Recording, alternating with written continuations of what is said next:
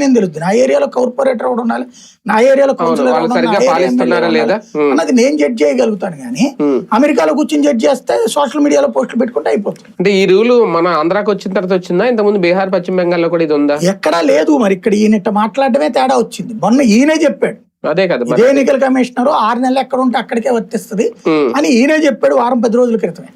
ఆ రోజున paper clipping, ఈ రోజు పేపర్ క్లిప్పింగ్ పెడితే ఎందుకు రాష్ట్రానికి మాట మారాడని చెప్పేసి అనుకోవాలి. త్వరలో రాష్ట్రానికి ఒక స్పెషల్ ప్రివిలేజెస్ ఉంటాయా? అది కూడా ఏంటంటే ఆంధ్రాకి, మిగతా రాష్ట్రాలకి ఆంధ్రాకి ఒక తేడా ఉంది. మిగతా రాష్ట్రాలు చచ్చిపోయిన వాళ్ళు వాటితో పాటుగా విదేశాల నుంచి వచ్చిన వాళ్ళు ఉన్నారు. ఇప్పుడు బెంగాల్ లేకపోతే ఉత్తరప్రదేశ్ అట్లాంటిది. మనకు అది కాదు.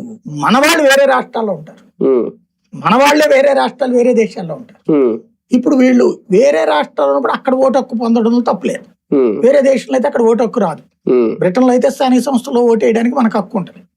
కానీ అమెరికాలో అట్లాంటి చోట్ల ఏమి ఉండదు కదా. ఓటు హక్కు H1B వీసా తీసుకుని లేకపోతే టెంపరీగా వెళ్ళి ఉద్యోగం చేస్తున్న ఉండదు. కాబట్టి ఇక్కడ ఓటు హక్కు కోల్పోవడం కరెక్ట్ కాదు అనుకుంటే మార్చండి ఎన్నికల సంఘ నిబంధనలు.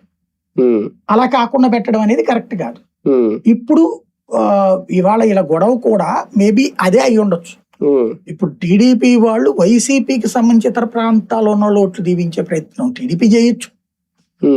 వైసీపీ వాళ్ళు నిన్న మొన్న కూడా చంద్రబాబు గారు వైసీపీ వాళ్ళు మన ఓట్లు పీకేస్తారు అని చెప్తున్నది అందుకే అయి ఉండొచ్చు. వీళ్ళ ఓట్లు పీకేయించడం కాదు,